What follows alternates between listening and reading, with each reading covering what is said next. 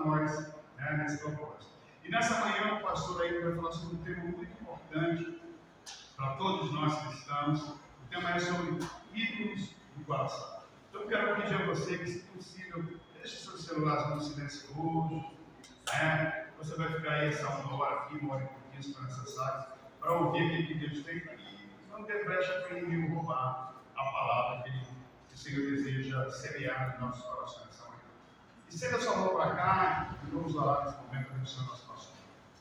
Senhor, nós bendizemos o teu nome, nós declaramos o teu governo sobre essa igreja, nós declaramos o teu governo sobre as nossas famílias, nós, Senhor Deus, declaramos o teu governo sobre a cidade de Manaus, declaramos o teu governo sobre a nossa nação, e nesse momento em que a tua palavra será apreciada, que o Senhor use o teu céu com poder e autoridade, dá a ele a unção específica para esse momento, e que através dele nós possamos nos fortalecer, nos alimentar, Senhor, para representarmos a Ti onde quer que estejamos. Usa o teu céu para essa manhã, e que toda honra e toda glória o Senhor receba, pois ela é dada apenas a Ti. Em nome de Jesus oramos, e a igreja diz: Amém. Deus abençoe. Aplauda o Senhor.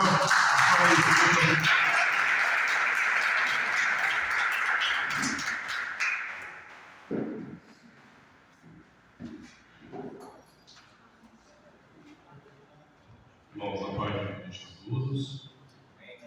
Não se iluda por minha voz, eu não tenho voz de radialista, essa voz é mais gripe mesmo. Você gosta de uma voz assim, essa não é uma voz. Uma alegria estar com os irmãos nessa manhã. E sempre que eu vou a uma igreja, eu gosto muito de deixar claro isso, a minha alegria, porque poder expor a palavra de Deus na igreja é sempre uma dupla honra. Primeiro, a honra que Deus nos dá de podermos expor a palavra que é feita. Então, isso já é uma grande honra para quem foi chamado para o ministério da palavra.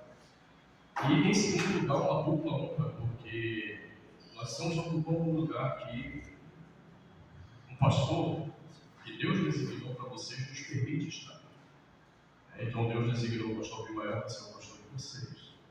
E ele me dá a honra, a confiança de poder expor a palavra de Deus. Então, obrigado pela honra, privilégio dessa manhã. Eu quero convidar você aqui a palavra de Deus, no livro do profeta Ezequiel. E aí eu vou pedir para você deixar sua Bíblia aberta, com essa leitura nós vamos orar mais uma vez. E eu quero falar um pouco no meu testemunho, não um testemunho rápido sobre a minha vida, para você entender por que eu vim parar onde eu estou hoje, tá? Que é o campo do aconselhamento bíblico. E daí eu quero trabalhar com vocês como esse assunto, ídolos do coração, é um assunto extremamente importante para a nossa vida, para o nosso crescimento espiritual, para a nossa saúde mental. Tá? Eu quero ler primeiro esse texto do profeta Ezequiel aqui, a partir do versículo 1, Ezequiel 14. A palavra de Deus ela diz assim: Então vieram ter comigo alguns dos anciãos de Israel e se assentaram diante de mim. Veio a mim a palavra do Senhor dizendo: Filho do homem, estes homens levantaram seus símbolos dentro do seu coração, tropeço para a iniquidade, e sempre tem eles diante de si. Acaso eu permitirei que eles me derrotem? Portanto, fala com eles e diz-lhes: Assim diz o Senhor Deus: Qualquer homem da casa de Israel que levantar os seus ídolos dentro do seu coração e tem tal tropeço para a sua iniquidade, e vier ao profeta, eu, o Senhor, vindo ele, lhe responderei segundo a multidão dos seus ídolos, para que eu possa apanhar a casa de Israel no seu próprio coração, porquanto todos se apartaram de mim para seguirem os seus ídolos. Palavra do Senhor, Deus, Pai, obrigado por tua palavra. E nessa manhã nós possamos compreender possamos proclamar, mas acima de tudo, Senhor, possamos viver essa palavra. Para isso, nós pedimos que graciosamente o Senhor nos envie o teu Espírito, para converter os nossos corações em Ti, para consertar a aliança da nossa vida com o Senhor. Dá-nos, portanto, essa palavra de forma viva, poderosa, frutífera em nossos corações nessa manhã. Nós te suplicamos, Senhor, em nome de Jesus. Amém. Muito bem, meus irmãos, eu me chamo Ailton Williams. E a respeito desse nome extremamente britânico, Williams, ele é britânico mesmo por escrito, eu não tenho nada de britânico. Quando eu vou aos Estados Unidos, o pessoal vê lá o nome aí, o Williams, eles perguntam se eu sou de alguma da descendência dos Williams da Inglaterra. Não, eu sou da descendência de um cearense, de uma paraense, e que nasceu no Amapá. Eu sou amapaense. É por isso que quando eu venho a Manaus, eu realmente estou em casa. E como eu não tenho as riquezas que vocês têm aqui onde eu moro, lá em Brasília, aí eu estou aqui e saio correndo perto de mim, eu estou branco. Eu venho aqui e mato saudade da minha época do Amapá. Eu cresci no Amapá, eu não apenas nasci lá. Eu cresci, eu sou um nortista legítimo, com muito orgulho, né, no sentido bíblico de satisfação, de alegria. Porque o orgulho da Bíblia pode ter esse sentido, da alegria, né, da satisfação de um lugar, de uma identidade. Então, eu sou um cara que tem muito orgulho de ter nascido no norte e ser reconectado ao norte dessa maneira, porque foi muito bom. Né? Estamos aqui, Pirarucu, né? E lá no Amapá, eu nasci numa família evangélica. Minha família é uma família tradicionalmente presbiteriana. Eu nasci num lar presbiteriano e num lar presbiteriano cujo meu tio-avô foi um missionário e trouxe o presbiterianismo para o norte do Brasil. Então, o presbiterianismo está lá no livro de história da igreja presbiteriana, Ismael Bastos, reverendo Ismael Bastos, missionário do norte do Brasil. Então, eu cresci dentro de um lar presbiteriano e mais ainda, dentro da própria igreja presbiteriana, há ainda um outro braço, que é o braço puritano. Então, minha família era uma família de formação puritana. E eu recebi formação puritana. E, novamente, eu digo às pessoas, isso para mim é um motivo de muito orgulho, de muita alegria mesmo. Porque, ao contrário do que as pessoas falam sobre o puritanismo, até para fazer chacota, para dizer, a cara é muito puritana, você não entendeu o que é a vida puritana. Eu recomendo sempre quem quiser conhecer um livro fenomenal chamado Santo de Mundo, que é uma análise da vida dos puritanos. E que eles queriam simplesmente viver de forma pura, aos olhos de Deus, todas as esferas da sociedade. Não era pura apenas na igreja, era no seu ambiente de trabalho, na política, na economia, na sua sexualidade. Então, eu cresci dentro desse ambiente. E educo meus filhos dentro desse ambiente. Minha família é de educação puritana. A despeito de eu ter nascido numa família presbiteriana de educação puritana, até conhecer Jesus com 11 anos de idade, eu não era nada puritano. Antes, pelo contrário, havia no meu coração muita maldade. Para você ter ideia, uma vez eu ganhei do meu pai com 6 anos de idade. Na época tinha muito isso. Hoje a gente vive num mundo de mimimi, né? Eu ganhei do meu pai uma roupa uma fantasia de cowboy. E vinha com um chapéu, cinto, vinha com uma jaquetinha e revólver com espoleto para você colocar aqui. Não sei quantos lembram disso aí, né? Tá bom, deixa eu ver como é que eu lembro disso. A foto.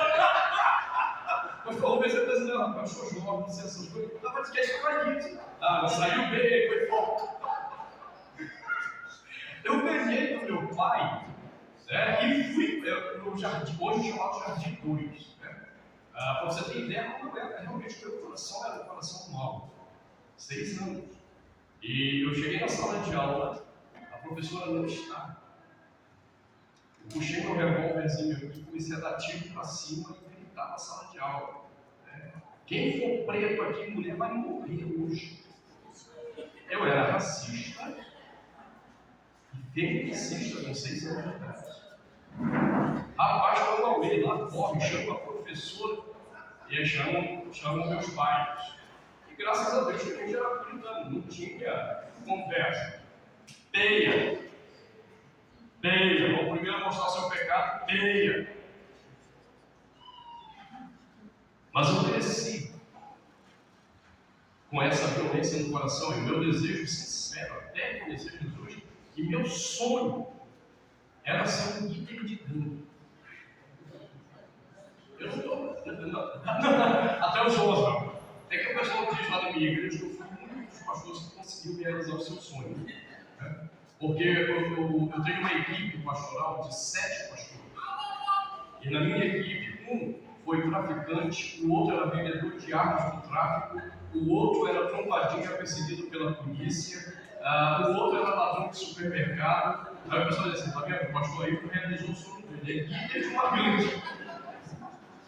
Deus não frustra os nossos sonhos, irmãos.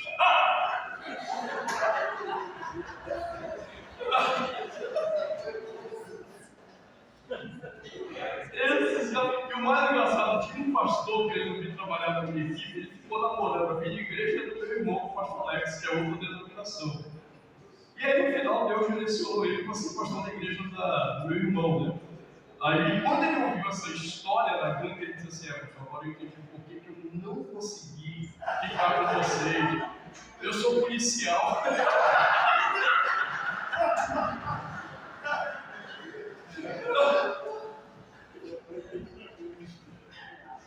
Rapaz, mas eu sei que isso era o meu coração. E para você ter ideia, na 3ª série, eu já tive uma gangue mesmo. A nossa diversão é esses moleques idiotas, que hoje eu vejo que não é do tipo. E fica fazendo bullying com criança. A gente era maior, andava em gangue, gostava de provocar os outros, se desse sopa briga, ia tapa mesmo. E chegou na minha turma um garoto, rapaz, um japonês chamado Funhaki. E o Funhaki era de 4 filhos de japoneses, e ele não falava direito português, então ele acabava ficando muito quieto. Isso me irritava muito. Eu combinei com a minha gangue que ia dar uma surra nele para ele parar de ser besta. Aprender a falar. E aí nós combinamos, quando deu a hora da merenda, eu fui lá no pátio da escola e fui avacalhar com ele lá, xingar, para ver se ele reagia. E ele não reagia. E aí eu falei, vou te dar uma surra. Eu estou cansado dessa tua cara de besta aí, eu vou te dar uma surra hoje. Aí eu vi que o gato olhou para mim e disse assim, fica na tua. Quando ele falou isso, eu fiquei mais irado. Porque um cara é irado, rapaz, eu saí para dar nele, porque eu fui dar nele, ele só jogou o corpo dele e me virou no ar. Me jogou no chão, aprumou o soco na minha cara e disse, vai parar. Eu disse assim, cara, você é bom, eu quero você na minha gangue. E convenceu o cara a entrar na minha gangue. Você tem ideia como era rigoroso da amizade, que é cômico mesmo. Mas é para você ver a dimensão da maldade do seu coração. Só que aos 9 anos eu tive uma experiência com Deus sem ser convertido, em que Deus realmente me revelou que eu havia sido separado do ministério da palavra. Aos 11 anos eu conheci Jesus.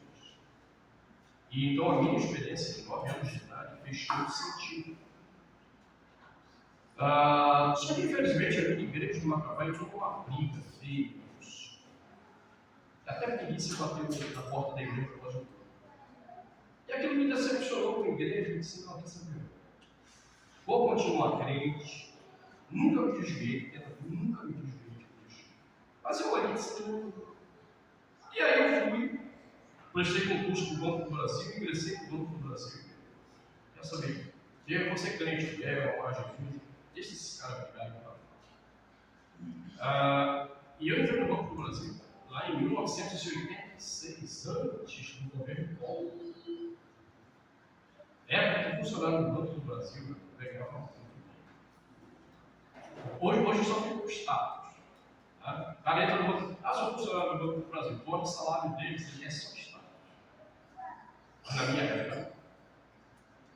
Eu tenho uma irmã na minha igreja, ela foi tesoureira durante uns 5 anos da minha igreja, e era uma funcionária aposentada do Banco do Brasil na mesma época que eu era funcionário.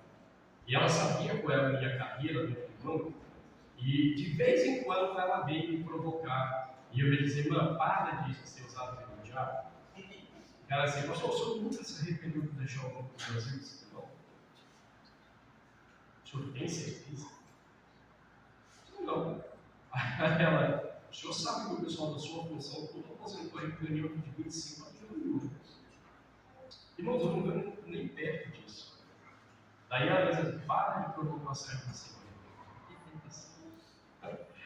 E eu larguei o Banco do Brasil depois de uma conferência missionária, que Deus realmente ressuscitou muitas coisas, me fez entender muitas coisas, e eu decidi largar o Banco do Seminário.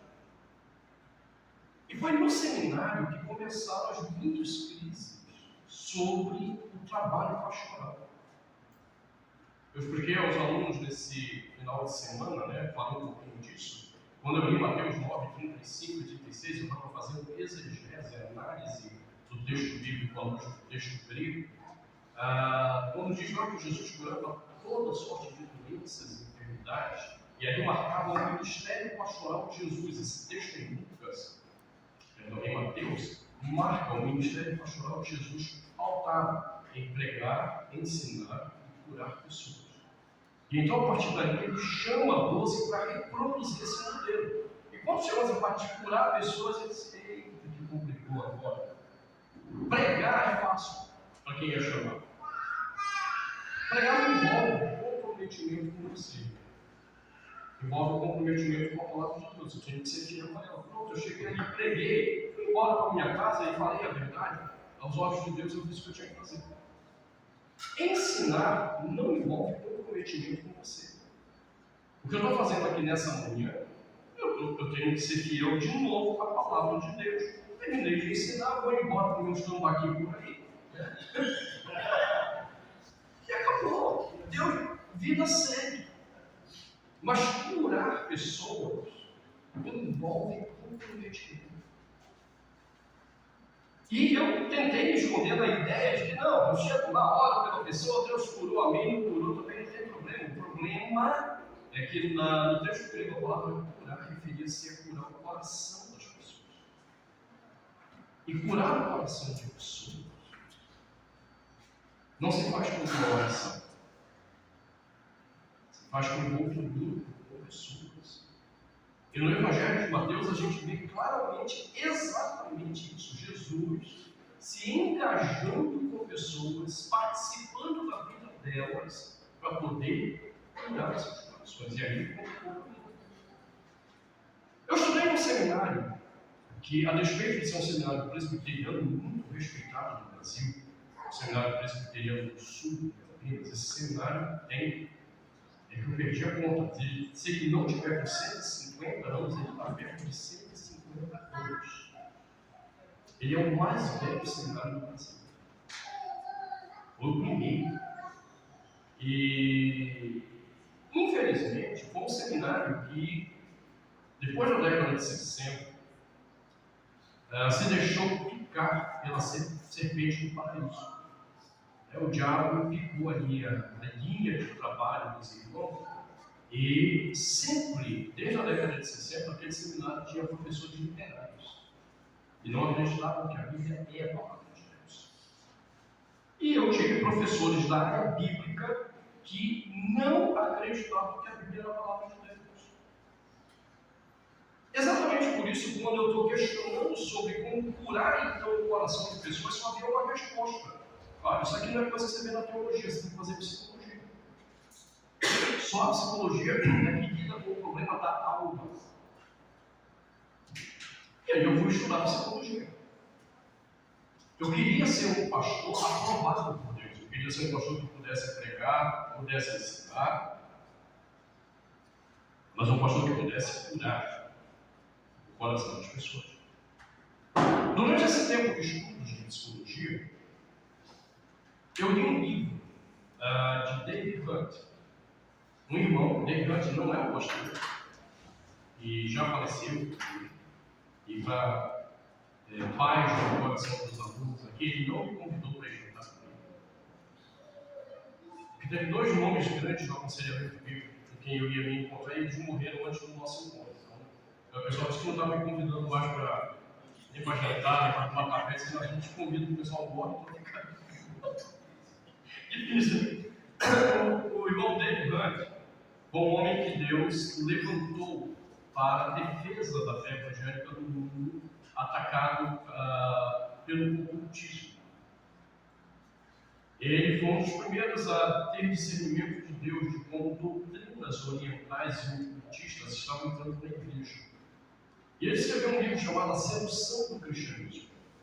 E eu fui ler esse livro dele, e quando chegou ao capítulo 8, ele fala exatamente de como a psicologia ela era usada como instrumento dessas estruturas para perverter o caminho da palavra de Deus na igreja. E aí o Hunt apresentou o que no campo científico nós chamamos de epistemologia da psicologia. E eu gosto muito desse assunto de epistemologia, porque desde a minha adolescência, por culpa da minha mãe, quando ela se frustrava com alguma coisa, ela me botava para fazer. Então eu aprendi a tocar violão, porque minha mãe cantava muito bem e nunca conseguiu aprender a tocar violão. Então ela me obrigou a aprender violão. Havia professores particulares que eu tinha que aprender violão para tocar para ela cantar. Minha mãe adorava futebol, vôlei, um monte de coisa. Era uma esportista por natureza, mas nunca aprendeu a nadar. Me botou para aprender a nadar. E na adolescência ela amava poesia, esse tipo de coisa, mas não gostava de fazer análise. Me botou para participar de concursos de literatura para aprender a fazer análise. Então isso me custou um título nacional do governo federal de literatura, eu tenho uma premiação do governo federal e tenho o 2º lugar na Academia Brasileira de Literatura sobre a obra de Pascovas. Então, escurecer, como diz o piano, escurecer. A primeira vez que eu vi em Manaus foi em 1990, participando de um concurso da Petrobras sobre a obra de Graciliano Ramos. Primeira vez que eu vi aqui. Então, eu sempre gostei dessa coisa da epistemologia, da construção científica. E quando o David Hunt apresentou a epistemologia, que dava fundamento científico à psicologia, foi quando eu comecei a entender que o caminho que eu estava fazendo estava errado. Porque absolutamente todos aqueles caminhos chocavam com a palavra de Deus. Não tinha nada a ver, antes pelo contrário. Eles se opunham à palavra de Deus. Então, só para você pensar rapidamente, são 9 os fundamentos da psicologia para que ela se levante como uma ciência, entre aspas. Por quê? Porque não existe, aprenda isso, não existe ciência. Quando você ouve assim, a ciência diz, isso é mentira. Porque o que existe são as ciências. A ciência não é uma, nem dentro dela mesma.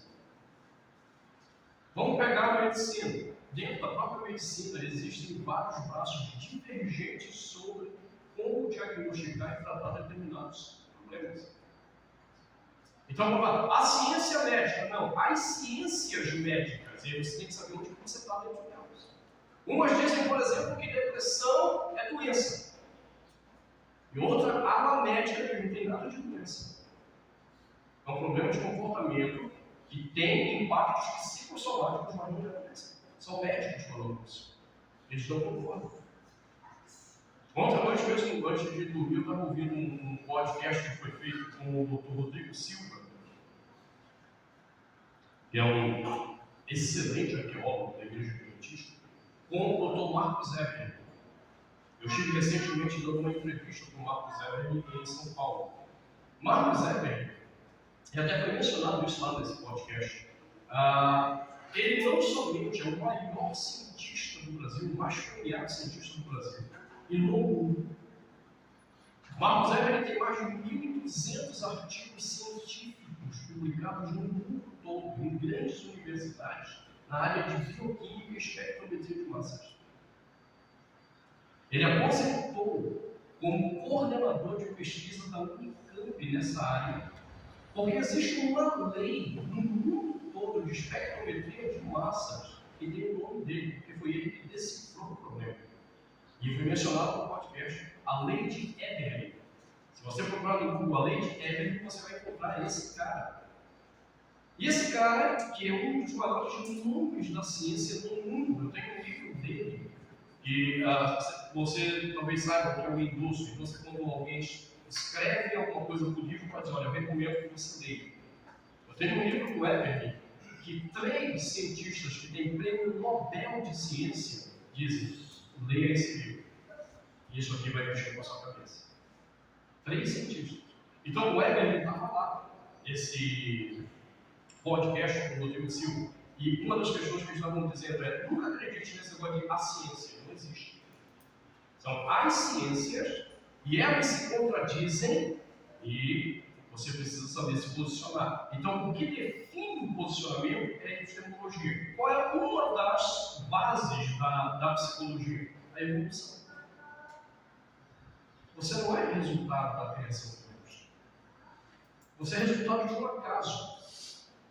E no final das contas, a tua natureza é igual aos animais. É daí que vem aquela tese, de uma forma simples, né, ainda que errada, diga que a gente veio do macaco. Você é um animal apenas que evoluiu do macaco, você veio para cá e você é o que é hoje. Todas as escolas da psicologia, todas, constroem as suas interpretações do problema do homem a partir disso. Nós somos apenas animais.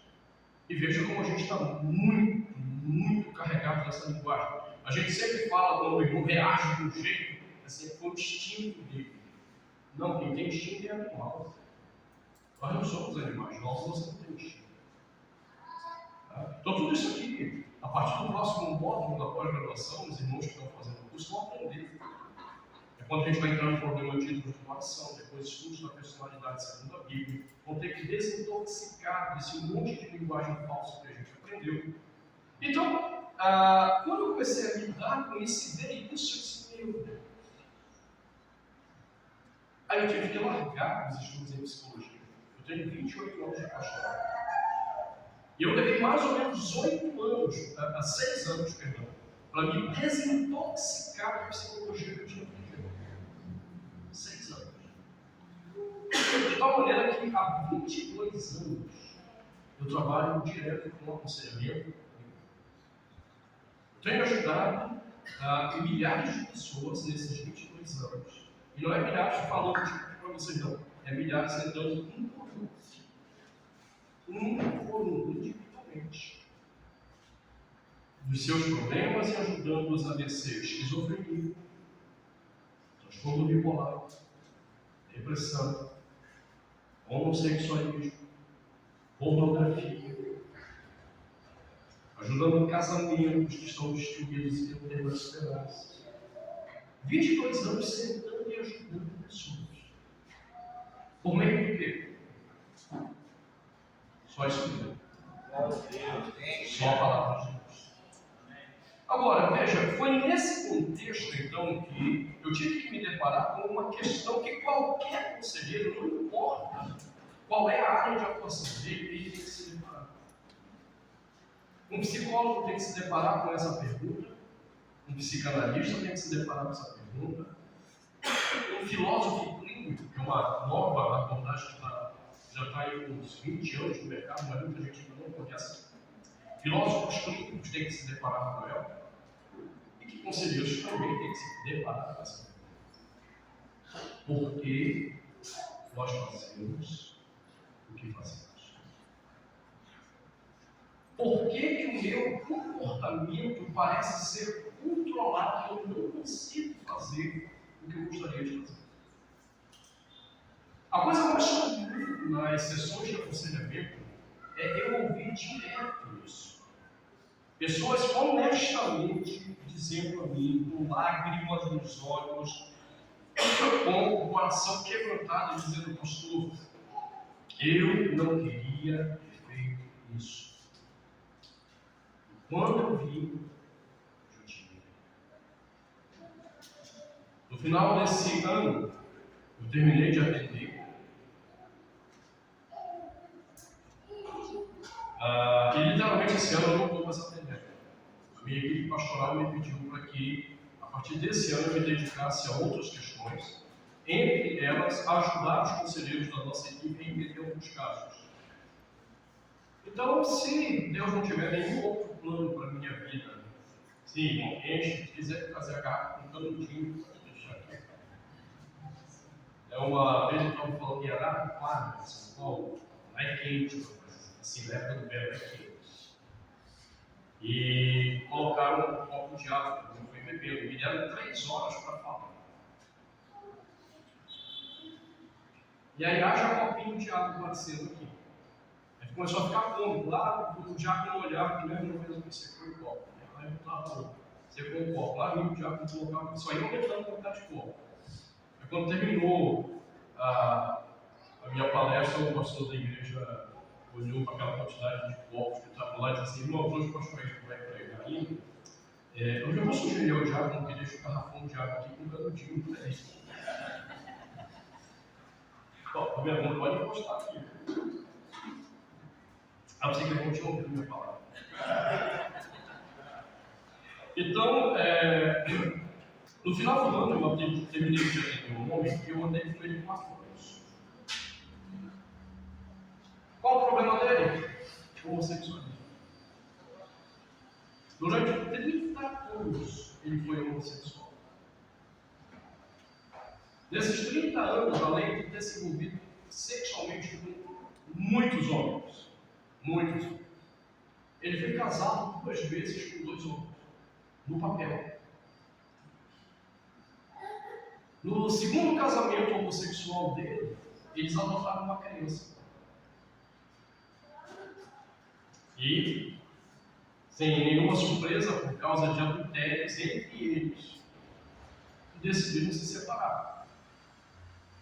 Só que lá atrás, nos 18 anos de vida dele, ele tinha ouvido falar do Evangelho. E aquilo ali começou a incomodá-lo, porque ele percebeu que a vida dele realmente, por mais que ele fosse livre para viver a vida homossexual dele, aquilo não estava preenchendo o coração dele. Esse homem é um funcionário de alta patente de um dos tribunais de Brasília. Patente não é a linguagem correta, é alta função. Para você ter ideia, ele ganha quase 30 mil reais de salário. Fora as casas e aluguéis que ele tem. Ele é um homem muito bem sucedido financeiramente. E nada disso satisfez o coração dele. E o segundo divórcio provocou todas essas questões e ele me procurou pedindo ajuda. Para saber se tinha esperança para a vida dele ou não. E nós andamos 4 anos. No ano passado, depois de 1 ano e meio totalmente livre da vida homossexual, eu dei aula para ele. Inclusive, ele é hoje um dos patrocinadores do Ministério True Life, que o pastor estava falando. Mensalmente, ele é um homem que dá uma boa oferta no Ministério para ajudar o Ministério no Brasil.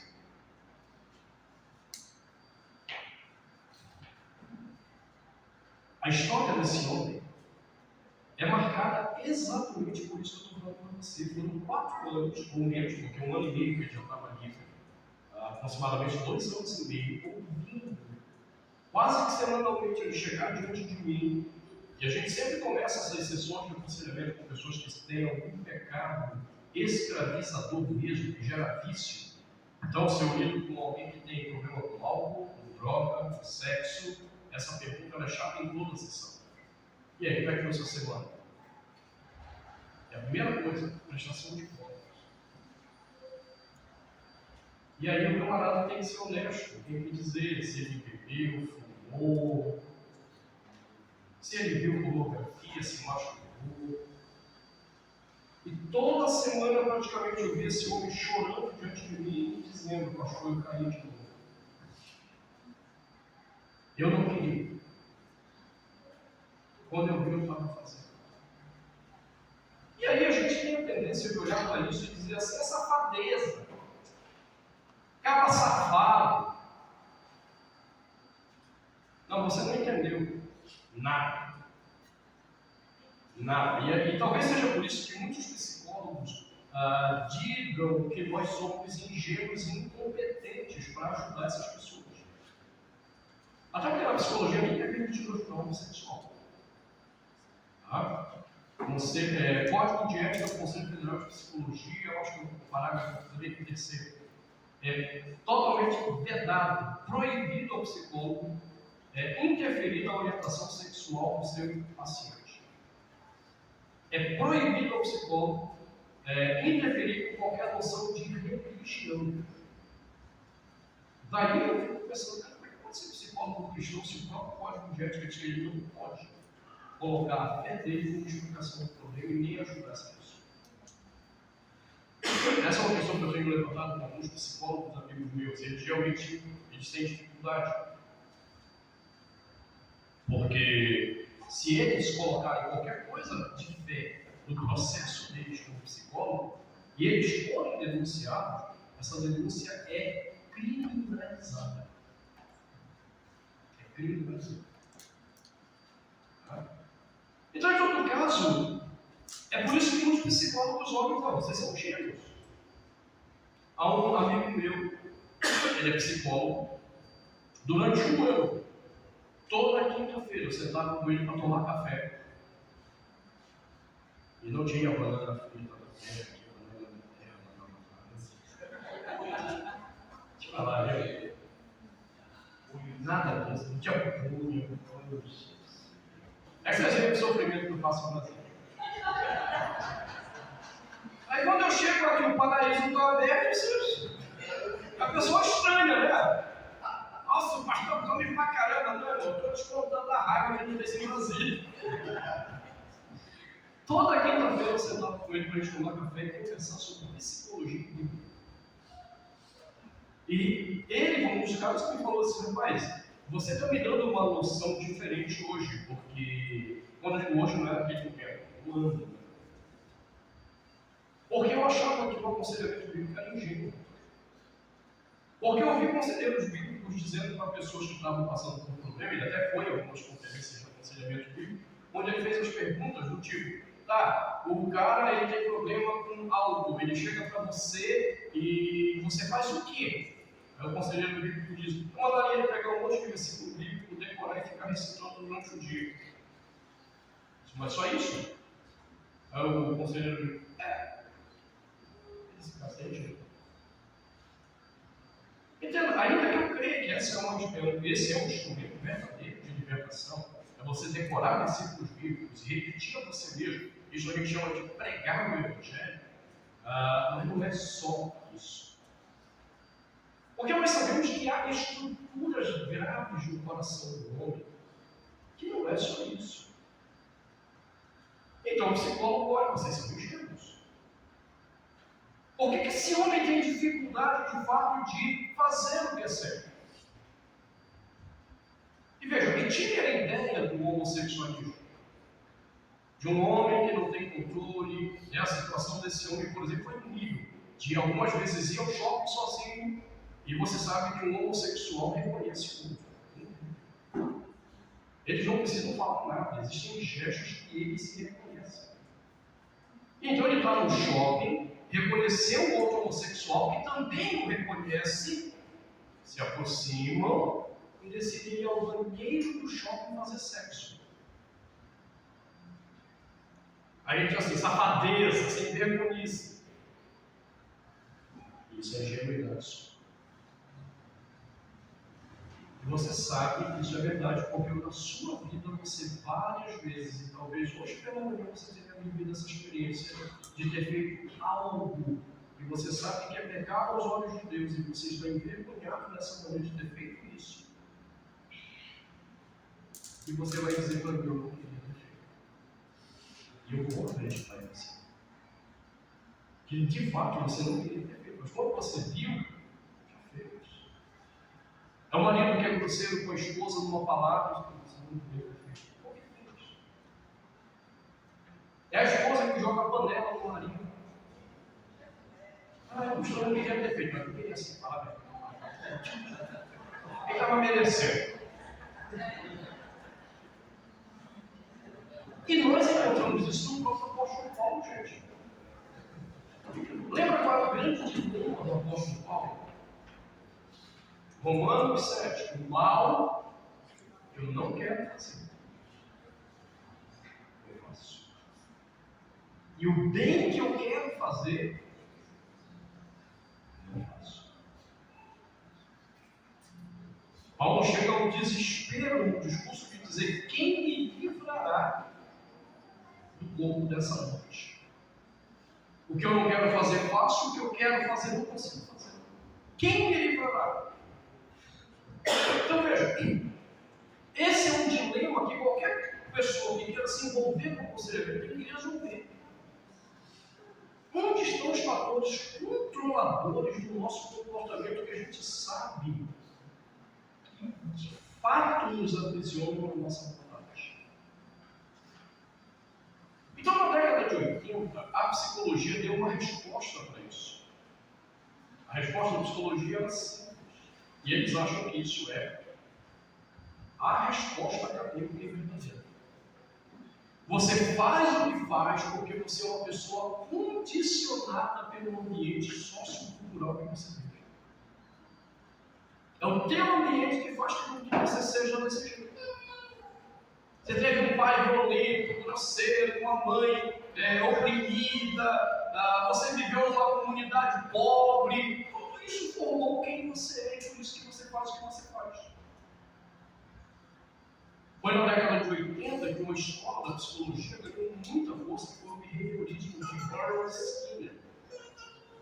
Nós somos seres condicionados. E veja como nós passamos a acreditar nisso. A televisão vem e promove um programa chamado Super Nanny. E aí, para a nossa alegria como crentes, a Chris Poli, a Super Nanny brasileira, que é um programa americano, reproduzido no mundo todo, no Brasil, Chris Poli foi a Super Nanny. Uma psicóloga formada, privada, ela era crente. E é crente, entendeu? Eu não estou dizendo que ela não é crente. Eu não tenho dúvida que eu vou morrer e eu vou encontrar com a Chris Poli lá no céu e juntos vamos adorar Jesus. Mas a visão de Chris Poli sobre o problema do comportamento é uma visão psicologizada. É um ambiente sociocultural ou socioambiental, que é outra palavra que eles usam para a mesma coisa, e faz com que você seja daquele jeito. Então, aquela criança toda encapetada, que destrói a casa, rasga tudo, ela é resultado daquele ambiente. Então, se você assistiu Superman e achou aquilo lindo e maravilhoso, primeiro você está totalmente psicologizado na interpretação. E segundo, que você, na verdade, agora passa a acreditar que os resultados daquele programa foram resultados permanentes. O que Superman fazia? Ela vai à casa primeiro, ela só observa. Aí depois de um tempo de observação, ela mapeia onde estão os problemas socioculturais e ambientais. Aí agora ela desenvolve uma estratégia de domesticação da criança. Quem é que domestica? Um proprietário de um animal é quem domestica animais. Lembra que eu falei para vocês qual é a primeira fundamentação da psicologia? Evolução. Como seres evoluídos, nós somos animais. E adivinha quem que pregava essa ideia exatamente? Barbara Skinner. Ele dizia que nós não somos diferentes em nada de um cachorro. Não somos diferentes em nada de um cachorro. Temos apenas que domesticar, adestrar o ser humano. E aí Superman ia para dentro da casa e adestrava os cachorrinhos homens, ou as cachorrinhas mulheres no caso. que estavam destruindo lá. Aí depois o programa mostrava agora que eles encapetavam lá, né? Tudo santinho, obedecendo. E aí o pessoal assim, resolvido. Não. Essa série, Supernatural, que eu disse a vocês, foi no mundo todo, ela não mostrava tempos depois. Os capetinhas começavam a encapetar para outras coisas. Eles não destruíam mais a casa, eles não destruíam mais os móveis, eles não perturbavam mais com barulhos os seus pais, mas começaram a se envolver com droga, começaram a se envolver com prostituição. Muitos deles foram presos na sua juventude. Eles não mostraram lá na frente. E a gente passou a acreditar que é isso. A gente faz o que faz porque na verdade é assim. Eu sou resultado do meu ambiente. Foi o meu pai. Meu pai era um grosseiro, ele nos abandonou, ele fez isso, fez aquilo. Meu pai era culpado. Numa proporção menor à minha mãe. Minha mãe não soube me amar. E a gente cantou isso na década de 80, principalmente vocês devem ter cantado. Eu não fui jogado de formação puritana, eu odiava esse tipo. Música era inevitável ouvir. Você não soube me amar. Você não soube me amar. Cara, o pessoal cantou muito isso aí. Ou quem é aqui mais jovem, né, que nem o Rubem, os caras jovens da vida do Rubem, cantaram aquela música. Eu sou rebelde comigo.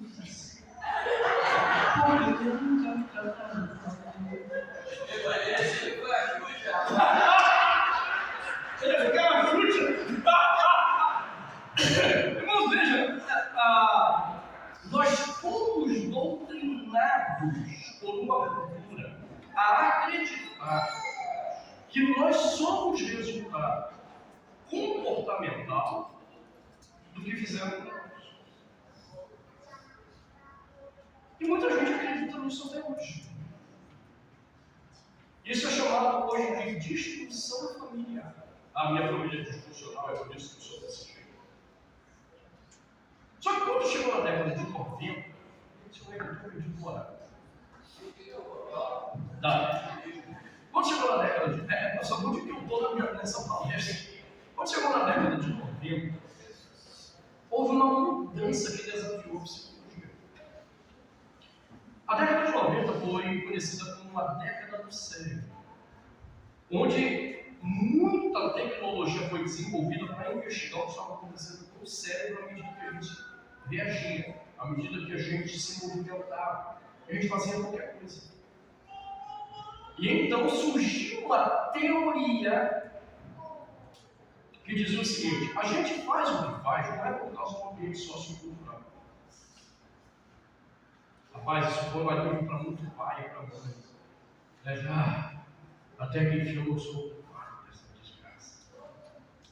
Nós fazemos o que nós fazemos porque o nosso corpo está programado de forma doentia a agir dessa maneira. Ou nós temos um código genético ruim, ou nós temos um desequilíbrio químico. Então veja, a partir daí a explicação mudou. E aí surgiram vários livros de pseudos médicos dizendo: não, você está agindo assim porque você tem um código genético que é próprio disso. Há um livro no Brasil que foi muito lido chamado O Animal Moral.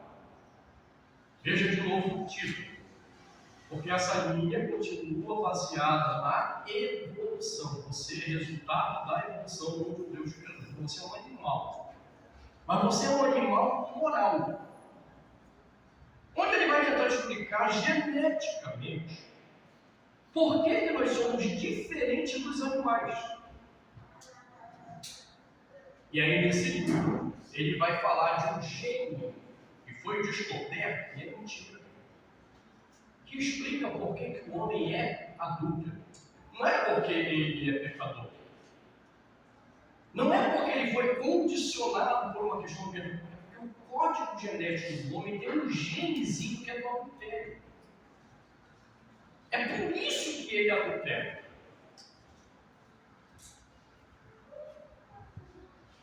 mais ou menos, não lembro, acho uns 15 anos atrás, o Instituto Bureau de Pesquisa da França publicou uma pesquisa geral, ampla, sobre a sexualidade do homem. De tempos em tempos a gente faz essa pesquisa. Nem sei se já não saiu mais um. Nessa pesquisa que eu tive acesso ao relatório, na época, foi demonstrado que 54% das mulheres no mundo são adultas. E 52% dos homens. Ainda que você diga, não, mas tem mais de erro na pesquisa, para lá, para cá, números muito crus. No mínimo as mulheres são tão adultas quanto os homens. Números muito crus, elas são pelo menos 2% mais adultas que homens. E eu não sei se isso não piorou, irmãos.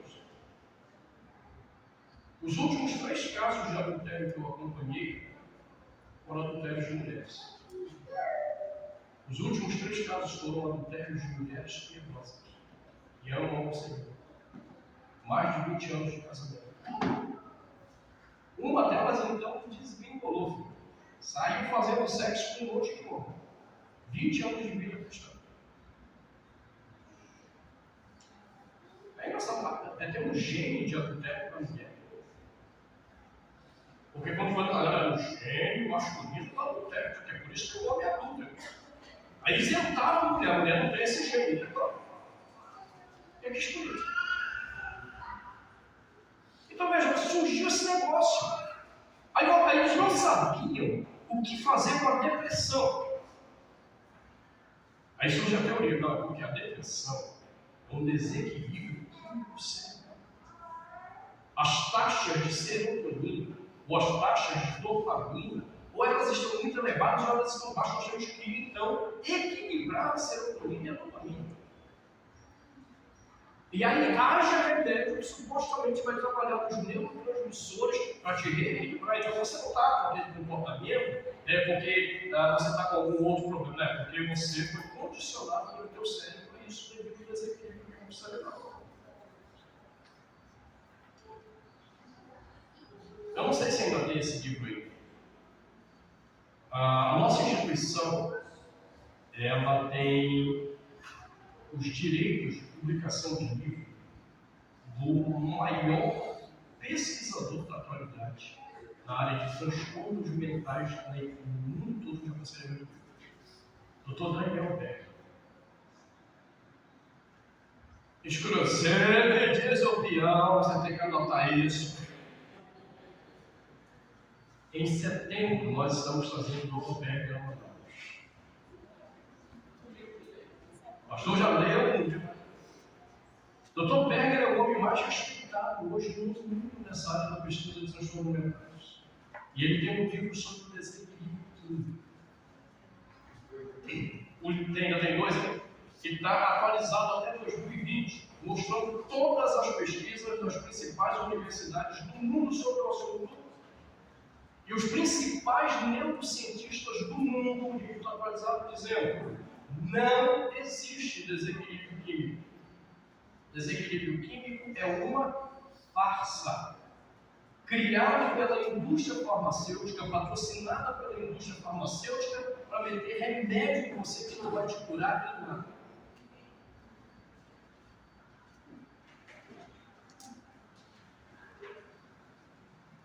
Se você tiver alguma dúvida do que a gente está falando, porque o Berger é crente. Então tá bom, então deixa eu encontro esse tipo de tolice. Por que é tolice? Porque quando a gente está falando isso, a gente não quer saber se é crente ou não é crente, a gente quer saber os estudos laboratoriais. Isso não tem a ver com ser crente ou não ser crente. Mas se você tem problema, né? Às vezes você encontra um psicólogo, um médico, médico então é ótimo, você tem que cuidar da carteira. Se você tem problema com isso, qual é a principal instituição de saúde pública do Brasil? Você sabe qual é o nome da maior instituição de pesquisa em saúde pública do Brasil, que presta relatórios para o Ministério da Saúde exatamente para as políticas públicas de saúde? Sabe qual é o nome dessa instituição? Alguém sabe aqui? Tem que saber, mas no Brasil. Fiocruz. A Fiocruz publicou um livro do Dr. Robert Whittaker. Anota o nome, tem português, livro desse homem.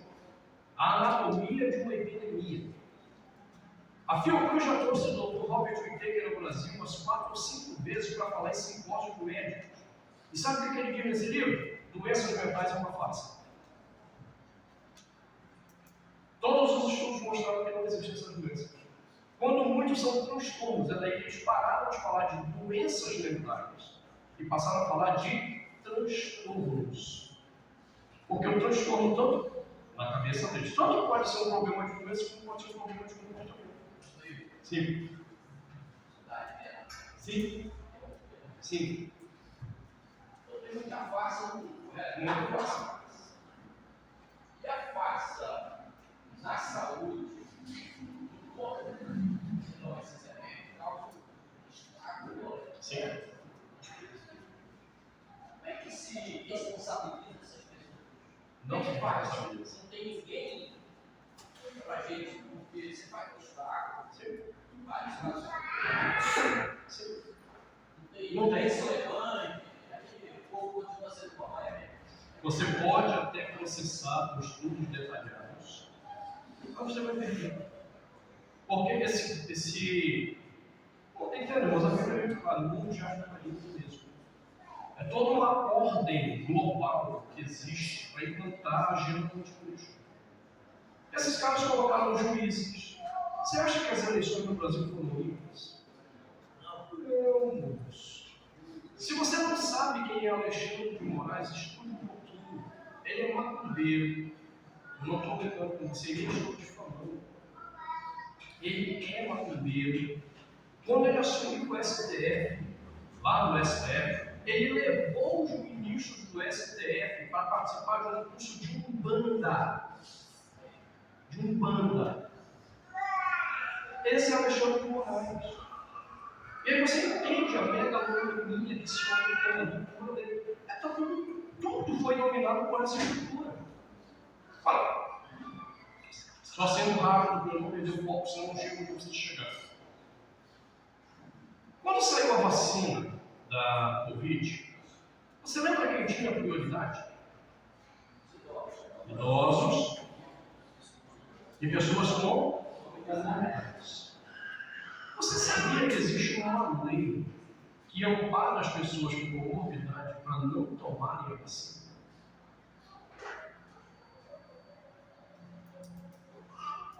Eu não preciso tomar vacina, eu tenho comorbidades. Existe uma lei. Então, por exemplo, os Estados Unidos não permite você entrar lá sem a vacina. Cartão de vacina não pode ser. Eu entro nos Estados Unidos sem vacina. Por quê? Porque tem uma lei internacional que me garante o direito de não tomar. Por quê? Porque eles não sabem o fato disso na vida da pessoa com comorbidade. Se você estudar um pouquinho, você vai descobrir que um número muito alto, percentualmente, de pessoas que morreram após a vacina tinham comorbidades. Ou você acha que a briga do presidente Bolsonaro com a Pfizer, a AstraZeneca, sobre a questão de dar garantias, era uma fantasia da cabeça dele? Não, eles não dão garantias e não se responsabilizam pelo que aconteceu com você. Aí você morre e prova, que nem uma mulher lá no Paraná, ela provou em estudos laboratoriais que o filho dela morreu por causa da vacina. E ela não vai ganhar nada por quê? Porque no contrato assinado por todos os governos, a faculdade não tem responsabilidade pelo que aconteceu. Você acha que a filha do missionário Paulo, que é o diretor de Pro-Life no Brasil, tomou a vacina, no dia seguinte morreu. 19 anos. Então entenda, a farsa é grande, vocês não têm ideia. Então, deixa eu voltar aqui onde eu estava. Eles disseram, você reage do jeito que reage por causa do desequilíbrio químico. E hoje está mais do que provado que o desequilíbrio químico é uma farsa. Você quer ver uma coisa bem simples? Se você um dia for ao psiquiatra e ele te falar que você está com desequilíbrio químico, vai ter que tomar remédio por isso, Faço uma pergunta despretensiosa para o psiquiatra. Tá, doutor, mas só me diz uma coisa, qual é a taxa normal de serotonina? Ó, começou, tá vendo? Angústia. Qual é a taxa normal de serotonina? Porque veja, para ele dizer que a taxa está elevada ou está abaixo de, pressupõe que ele sabe qual é a taxa normal. Você vai ver um psiquiatra desconcertado na sua frente. Veja bem, os estudos, pois é, mas eles disseram que a taxa está assim. E ele não consegue te dizer qual é a taxa normal. Por quê? Porque não existe taxa normal de serotonina no organismo. O que os estudos mostraram é que isso depende da química do cérebro de cada pessoa. Aí ele olhou para você e disse que está em um desequilíbrio químico sem fazer um exame. Eu sou amigo de um dos maiores neurologistas desse país. Esse cara é um doutor em neurologia. Ele não é um mero neurologista. Ele tem doutorado em neurologia. Na verdade, ele tem um pós-doutorado em neurologia. Ele é professor da Universidade Federal de São Paulo, neurocirurgião Albert Einstein e cirurgião. Ele é professor pesquisador da Harvard Medicine School, da Universidade de Harvard. Dr. José Augusto Camargo.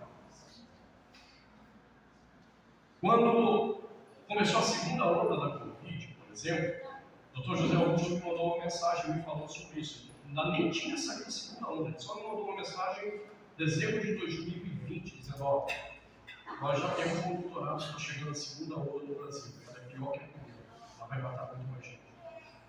A única coisa que nós sabemos que combate o vírus de fato, e provado já em laboratório, é a vitamina D3. Se quiser anotar isso, anote. Vitamina D3 acima de 50 mil mil.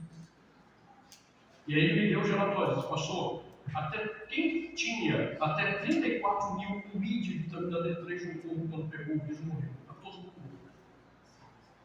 De 34 mil a 50 mil, uma parte morreu, outra sobreviveu. Acima de 50 mil, ninguém morreu de Covid. Eu fui estudar um pouco mais, porque a minha igreja faz estudos sobre isso também. É um grupo da minha igreja especializado em estudos da vitamina e dessas ervas que a gente usa aqui no Amazonas. Então a minha vitamina D sempre foi alta. Mas eu fui estudar um pouco mais. Aí eu cheguei aos estudos do Dr. Coimbra. E o Coimbra é considerado o maior pesquisador da vitamina D3. Ele é um neurologista da USP. E num dos vídeos do Coimbra ele diz: se você for internado, tome uma superdosagem de vitamina D3, porque não vou deixar você entrar no hospital. Eu peguei a Covid e meu pulmão foi infectado 75%. Eu tive que ir para o hospital. Pergunta o que eu senti. Nada.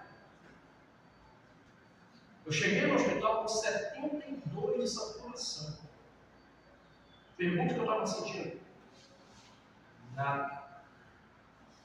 Eu só fui para o hospital porque meus dois médicos insistiram para ir para o hospital.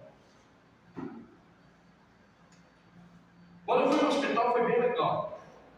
Primeiro porque eu sentei com meu filho e conversei com ele e disse: filho, muitas pessoas que nós amamos estão indo para o hospital e não estão indo. O meu quadro, segundo meus médicos, é um quadro crítico. Então não é certo que o papai vai. É certo onde eu vou te. Segunda, eu fui embora para o hospital dirigindo. Eu fui dirigindo, eu saí de casa com 89 de saturação, eu fui dirigindo de fora. Cheguei no hospital 72, a enfermeira pegou o seu nome e falou: daqui, pegou uma cadeira de roda, senta aí. Eu disse assim: eu estou bem, ela falou: senta, o senhor não dá conta de chegar lá no setor. Chegou, tá bom, já queria empurrar a cadeira para mim, eu falei. Irmão, eu tomei antes de sair de casa 180 mil de vitamina D3. Uma semana, todo dia eu só estava melhorando no hospital. Um monte de gente que estava muito menos crítico que o meu sendo incubado. Exatamente 7 dias me mandaram para casa. Não tinha mais nenhum vírus. Meus médicos pediram os exames. Minha vitamina D é na casa de 60 mil. Eu tinha metido mais 180. Quando eu saí do hospital e fiz o exame, você sabe quanto deu minha vitamina D? 24 mil. Você entendeu o que aconteceu? O vírus entrou em conflito com a vitamina. E foi derrubando. Qual é a taxa mínima de imunidade para você sobreviver? Está lá no exame, isso, naquelas taxas do exame, só você ler. A taxa mínima é 20 mil. Um pouco mais de dias com o vírus, ele ia derrubar a imunidade total e eu ia morrer. Se eu não tivesse tomado superdosagem, eu não teria sobrevivido. Essas coisas não dizem para vocês. Há uma farsa. Agora veja, por que eu estou dando esse exemplo? Porque é fácil a gente identificar a dosagem. Inclusive no exame de lá. Taxa mínima necessária de vitamina D para a imunidade, 20 mil. Você vai no psiquiatra, e diz, você está com desequilíbrio químico cerebral, vou ter que tomar um remédio aqui. Peraí, qual foi o exame que ele fez para saber que você está com taxa mínima ou elevada de serotonina e dopamina? Você já viu algum psiquiatra pedindo exame disso? Já viram? Não, irmão, não estão velhos, porque não existe. Uma vez que não existe taxa padrão do que é a quantidade correta de serotonina e dopamina, visto que cada cérebro produz de acordo com a sua necessidade. Mas se você quiser deixar o psiquiatra mais desconfortável ainda, pergunte para ele, doutor, ok, mas e quanto está a minha taxa? Piorou porque ninguém te pediu o exame e já sabe meter no remédio.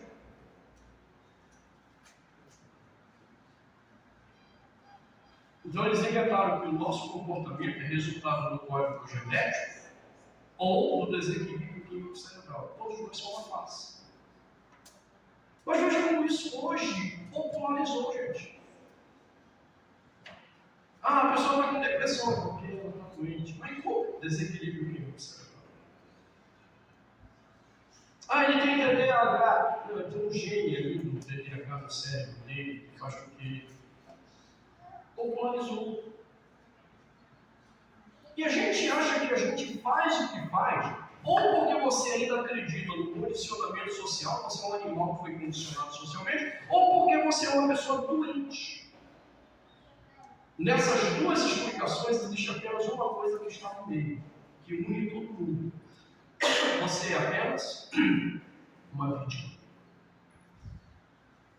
Nada mais do que você é a vítima. Ou os teus pais, foi o bairro que tu nasceu, ou foi o teu corpo, esse desequilibrado, doente do corpo que tu tem. Você nunca é responsável pelo que você faz. E é interessante porque isso também é muito legal para os pais, né? Porque eles não são responsáveis pela educação que eles estão dando aos filhos. Como eu fiquei entendendo, é isso. Não é porque você está sendo irresponsável, é porque você está sendo incompetente na educação dos seus filhos. O que acontece no TDAH é isso. Na prática, ou o pai é irresponsável ou o pai é incompetente. Mas não, meu filho é doente. Ele é vítima. E aí o pai prefere enfiar no filho Ritalina, que em estudos laboratoriais demonstraram que nada mais é do que cocaína sintética. Então é melhor eu dar cocaína sintética para o meu filho, porque a responsabilidade não é minha. E também não era meu filho, coitadinho. É por isso que ele é desse jeito endiabrado. Só que quando a gente vai à Bíblia, Por que nós fazemos o que fazemos? Não é por causa do condicionamento social e nem é por causa de problemas genéticos ou de desequilíbrio químico. Essa questão foi levantada na década de 80 ainda por um conselheiro bíblico da segunda geração, chamado David Collison. Eu tive o privilégio de conhecer o Dr. David Collison pessoalmente, conversar com ele lá nos Estados Unidos. Já partiu para mim. Mas ele não me convidou para jantar com essa coisa.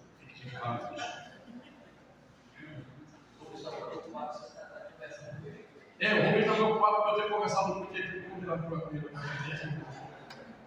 Hoje você deve ficar preocupado porque o grupo de pastores me convidou para almoçar para fazer cuscuz. Mas o Collison não teve culpa. O Dr. Collison, ele foi fazer um doutorado na Universidade de Harvard, na década de 80. E o doutorado dele foi na Escola de Medicina da Universidade de Harvard. O campo da medicina tem, como qualquer outro campo de conhecimento, que no Brasil a gente ainda não aprendeu a pensar cientificamente. Há duas áreas de atuações. A área do médico, que prepara o médico para estar lá no consultório, atendendo você e tal, e a área dos caras que pensam as estruturas que vão dar encaminhamento ao treinamento desses médicos na ponta de carga. E são os chamados epistemólogos daquela ciência. É o pessoal que não está no consultório. É o pessoal que está nos laboratórios, fazendo pesquisa para poder instruir os caras que vão para o consultório. Dr. David Collison, ele foi fazer o doutorado dele então na Escola de Medicina da Universidade de Harvard. A mesma que José Augusto é pesquisador. Só que José Augusto era uma criança naquela época ainda. E a tese de doutorado dele foi exatamente sobre essa questão do porquê nós agimos como agimos. Ele demonstrou que, primeiro, é uma mentira essa questão do condicionamento sociocultural ou ambiental. E é fácil ver isso. Crianças que nascem em regiões de perigo, tráfico de droga pesado, a maioria dessas pessoas cresceram ali não são traficantes. Aquele ambiente não se influenciou de fato. É uma minoria que sai traficante ali. É verdade, é uma comunidade dominada pela droga, pelo tráfico, sim, mas é por causa da força das armas. E várias outras provas que ele demonstrou que isso não existe, isso é falácia, é mentira. Depois ele demonstrou exatamente que o que estava começando a aparecer querendo responsabilizar o corpo por causa de código genético, por causa do desequilíbrio químico, também era fácil. E aí, surpreendentemente, o Dr. Collison aponta para esse texto de Ezequiel que nós lemos. Observe que esse texto que nós lemos diz, quando o Senhor começa a falar no versículo 3, Filho do homem, estes homens levantaram os seus ídolos dentro do seu coração. Observe agora, tropeço para a iniquidade que sempre tem eles diante de si. De acordo com a palavra de Deus ao profeta Ezequiel, qual era o problema que estava acontecendo com Israel? Por que Israel estava desobedecendo ao seu Deus? Por que Israel, a despeito de toda a educação que havia recebido, continuava rebelde contra Deus? Por que Israel, a despeito de Deus o estar abençoando, continuava rebelde contra Deus? Observe, não é por causa dos pais. Meus pais foram assim, fizeram isso comigo. Inclusive o próprio profeta Ezequiel, usado pelo Senhor, vai dizendo: filho, na hora do juízo não vai ter esse papo de que meu pai e minha mãe fizeram. Eu sou resultado de. Não, cada um prestará contas de si mesmo diante de Deus. Não tem esse papo de que, era porque eu sou um doente, eu não tenho, vejo meu código genético, não me ajuda. Não tem. A resposta de Deus é simples. Por que vocês estão fazendo o que estão fazendo? Porque Porque vocês levantaram ídolos dentro do coração de vocês. E esses ídolos têm sido tropeço, têm feito vocês caírem em iniquidade, em pecado. Dr. David Powell então apresentou a tese errada, chamada ídolos do coração. Que o que controla de fato o comportamento do homem está escrito na Bíblia como ídolos controladores do seu coração.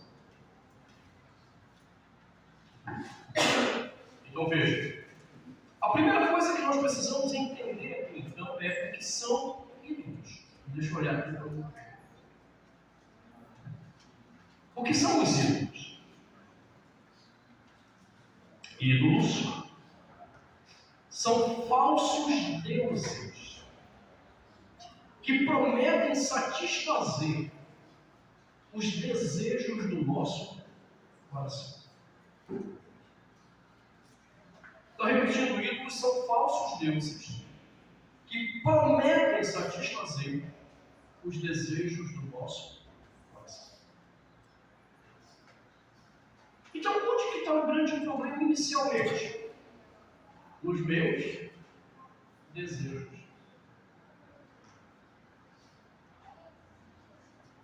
Eu sou uma pessoa que faz o que faz por causa dos desejos que eu carrego dentro de mim e que foram atendidos ou não. Quando meus desejos são atendidos, como é que eu me sinto? Eu chego na igreja até conto na igreja com bênção. Ainda tenha sido o laço do diabo.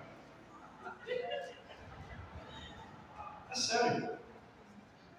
Deixa eu te contar um laço do diabo que a Bíblia ensina, que as pessoas vão na igreja com um testemunho de bênção aí. Biblicamente, e isso é legal da formação puritana, meu filho tem aprendido isso. Comprar qualquer coisa parcelada é laço do diabo para a sua pobreza.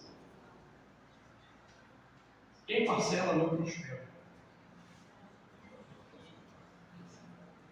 Você acha que os puritanos eram homens ricos? Os Estados Unidos, deixa os irmãos agora falar, bem forte em relação à agitação. Os Estados Unidos foram constituídos no país sob a ótica puritana. As apóstolas da história dos Estados Unidos foram os puritanos que fundaram os Estados Unidos. E a respeito de toda a bagunça que está hoje nos Estados Unidos, há uma coisa muito interessante lá. Não existe parcelamento de conta. Quem usa agiota então, filho? Aí, eu tinha um amigo na minha igreja, ele não trabalha na minha igreja, esse cara não ficava rico até. E ele foi aos Estados Unidos e ele gostava muito de tocar e foi comprar uma guitarra. Chegou numa loja lá, custava $6.000 a guitarra que ele queria. Aí ele pegou a guitarra, foi pagar, chegou no caixa, olhou para o atendente, né? Disse assim, tem como parcelar? Aí ele me contou, disse, quanto ele jurou? What? O quê? É parcelar, dividir? Aí o caixa, ok? Perguntou quantas vezes? Ele disse, não, faz em 3.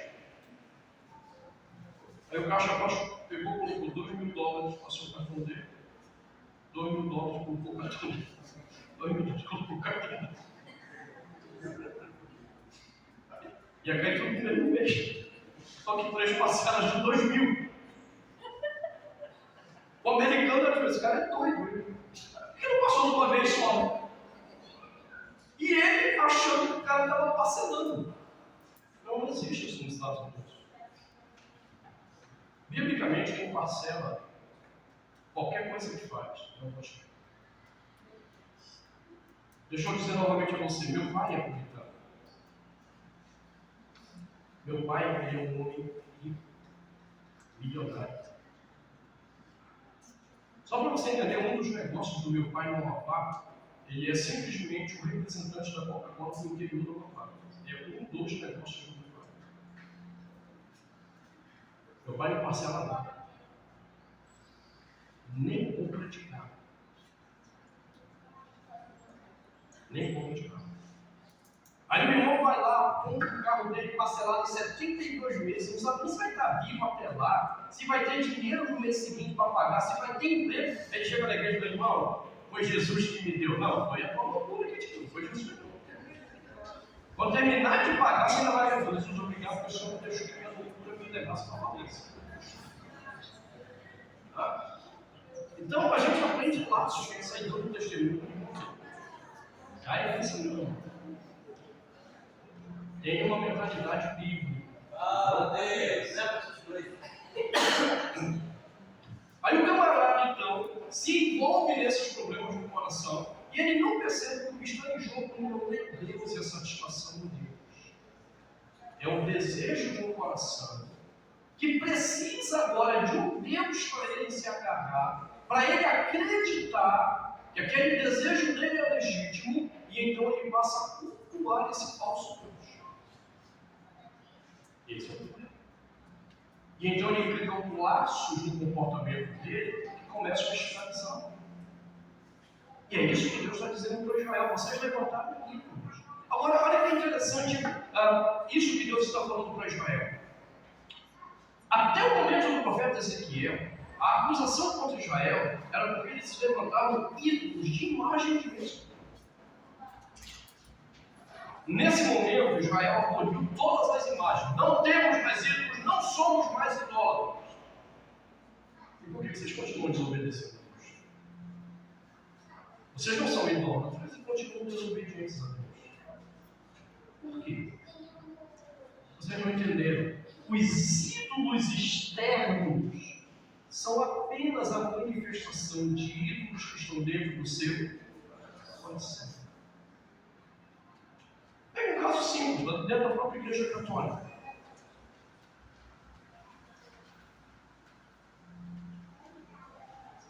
Por que você acha que o camarada, principalmente as mulheres, são devotas de Santo Antônio?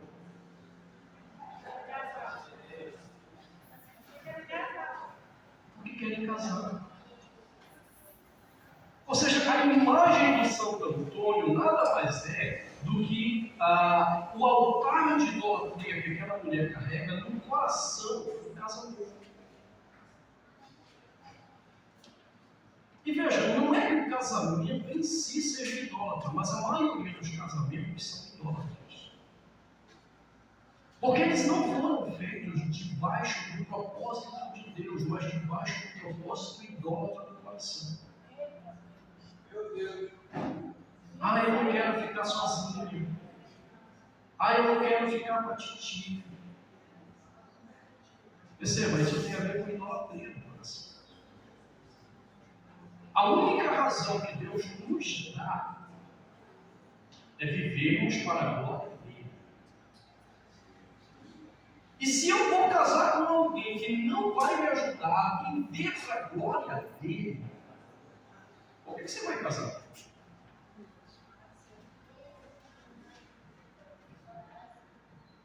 Há um autor que a minha igreja estuda os livros dele, do pastor Douglas Wilson, um americano, que para mim é o melhor cara na área de família até agora que eu já vi. O cara é bom, bíblico, solidamente bíblico.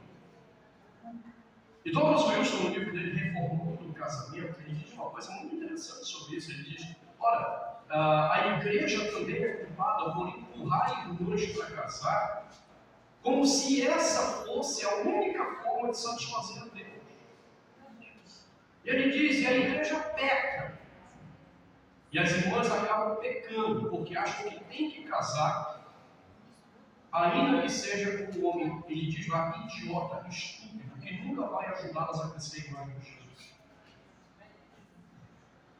Então ele diz: é melhor, ele fala que é melhor elas permanecerem solteiras do que casarem com homens que vão transformar a sua vida no inferno e levá-los para longe de Deus. seja, o casamento é um idólatra. Nesse caso, é porque eu quero. E então eu tenho que. Não, você não precisa. Eu tenho Deus. Ele tem que ser a minha satisfação. Ele tem que ser a minha alegria. De tal forma que se Deus é a minha alegria, rapaz, para eu querer casar com alguém, você tem que me ajudar a querer mais de Deus. A crescer mais a imagem de Jesus. Deixa eu te contar uma história de um grande teólogo que me impactou muito esse homem. Ele vive ainda. Dr. Whitlock. Dr. Whitlock, ele era o reitor da Faculdade de Teologia da Universidade de Columbia, nos Estados Unidos. Uma das mais respeitadas. Com os seus 60 anos, ainda jovem, ele já tinha passado um ano ou dois da aposentadoria dele e continuava trabalhando. Quando a esposa dele descobriu que tinha uma doença rara. Essa doença exigia que os médicos retirassem absolutamente tudo, ovário, trompa, e costurasse ela por dentro ali no canal da vagina, porque senão ela poderia ter infecções que a matariam de uma forma fulminante. Qual é a consequência disso? Eles não poderiam mais ter relação sexual. Foram para casa, tristes, oraram e decidiram fazer cirurgia para salvar a vida dela.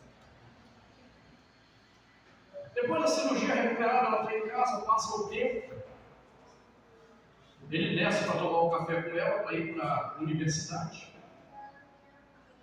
E aí ela o chama para conversar e fala para ele o seguinte: olha, eu sei que você está jovem, jovem, você está viril, e eu não tenho mais como lhe atender sexualmente. E então eu entendo que se você quiser se separar de mim, casar novamente, eu entendo. Isso é normal. O Whitlock olhou para a esposa e disse: tá bom. Aí deu um beijo na testa dela e foi embora trabalhar. Aí é engraçado, não é estranho. Ela vai e fala piedosamente isso. Eu falei: não, veja. Ele foi embora trabalhar e ficou chorando lá. Porque ela disse: nossa, ele nem disse nada. Não disse que me ama. Vocês são estranhos.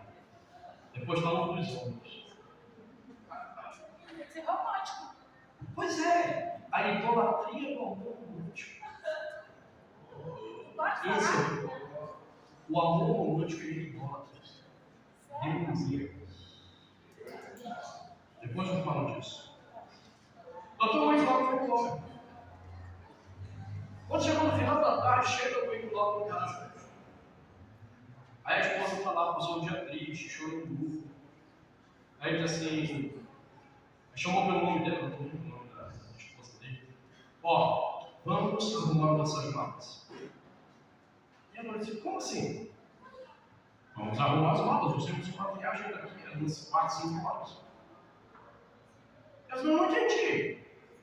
Aí ele mostrou o papel para ela. Você lembra que a gente tinha planejado que quando chegasse a minha aposentadoria, a gente ia ficar viajando, ia curtir a vida junto? E onde Deus nos permitisse falar, eu iria falar e você iria comigo? Então, hoje saiu minha aposentadoria. Mas como? Mas é quando surgiu a sua doença. Eu entrei com o pedido da minha aposentadoria. E hoje saiu. Eu já sabia qual era a data, planejei tudo. Vamos viajar. Vamos começar a curtir a vida. Aí ela olhou para ele e disse assim: ó, vocês são estranhos. Mas de manhã eu falei isso, você não me ensinar. Aí ele olhou para ela e disse assim: querido, nós somos casados, vamos ter 40 e poucos anos. E, sinceramente, eu nunca te amei por causa do sexo. Eu sempre te amei pela mulher que você sempre foi. Você me fez crescer a imagem de Jesus. Você foi auxiliador que me fez crescer a imagem do nosso Senhor Jesus. fácil de sexo. Você entendeu por que como um monte de idiotice? Ele faz com que você acredite que a pessoa é linda, maravilhosa por causa dela, não, porque pela missão que ela cumpre na vida do outro, só um monte de idiotice. Doutor Luiz Otto está vivo, a esposa está viva. Há uns 5 anos atrás ele esteve no Brasil, inclusive falou na Universidade de Mackenzie, no campus do Mackenzie em Brasília e em São Paulo, porque ele é um grande filósofo. Um homem extremamente perigoso. Agora, por que ele pode tomar uma decisão dessa? Porque ele não é controlado por os falsos de desejos sexuais. A gente está ouvindo besteira, do tipo assim, ai, irmão, sexo não é todo do casamento, mas é 50%. Não, não é, para! Coisa demoníaca! É demoníaco! Sexo não tem a ver com o pacto do casamento. Sexo é instrumento apenas dos propósitos do casamento. E aí tem muita gente dominada, eu não tenho uma vida sexual adequada, eu tenho que ter uma vida sexual melhor. Cara, vá se converter.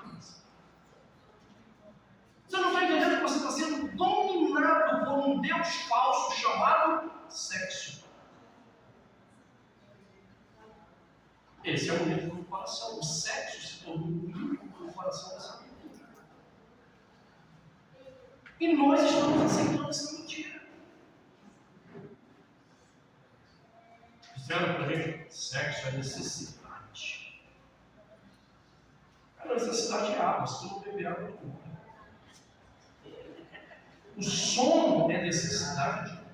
Estudos neurológicos estão demonstrando que o cara coloca o cara 4 dias sem dormir para ver o que acontece com a vida do cara. Acabou, os neurônios dele são assassinados em série.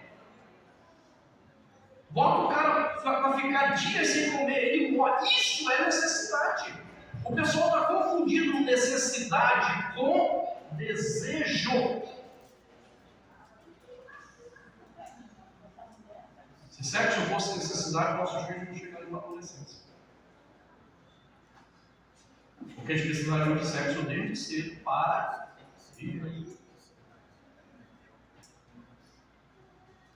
E outra besteira, sexo é vida. Não, irmão, sexo não é vida. Sexo é sexo. Se sexo fosse vida, era fácil, o cara morreu, a mulher morreu, faz sexo com o cadáver, ressuscitava na hora. Sexo não é vida. Sexo é sexo. E biblicamente sexo é um desejo.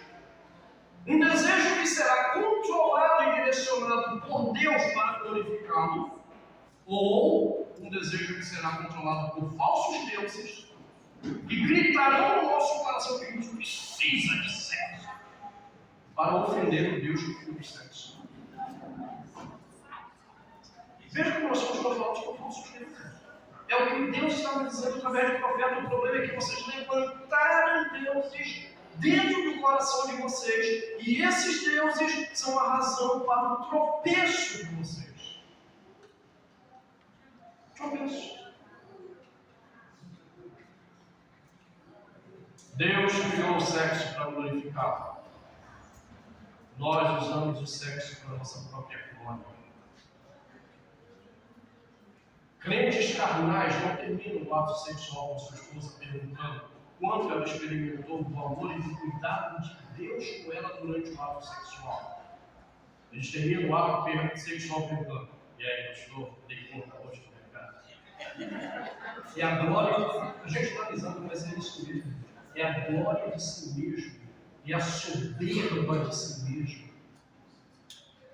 O livro de Cantares é fenomenal sobre isso. Cantares é um livro que Deus revelou toda a estrutura da vida sexual, do começo ao fim. Do começo ao fim. A partir do versículo 2 do capítulo 1, não há uma única fala em Cantares que não tenha a ver com a questão sexual. Só para você ter ideia que é um negócio intenso em Cantares. Capítulo 1, versículo 9, quando diz as ervas dos carros de Faraó, de comprar o querido, aí a adolescente desavisado vai lá e dá esse versículo namorada, aí toma um tapa da namorada, não sabe por quê. Há um detalhe em hebraico interessantíssimo, primeiro, porque a nossa tradução não é boa. Literalmente em hebraico ele não está dizendo como as éguas dos carros, porque os carros de Faraó não tinham éguas. Os carros de Faraó só tinham cavalos com sangue, de raça. Então ele não estava falando, o texto hebraico não diz como as éguas dos carros de Faraó. Literalmente em hebraico é como as éguas entre, ou como as éguas no meio dos carros de Faraó de Faraó. Entendeu? Você entender a cena? Está lá só cavalo com sangue, você solta a égua no meio dele. Rapaz, o bicho enlouquece.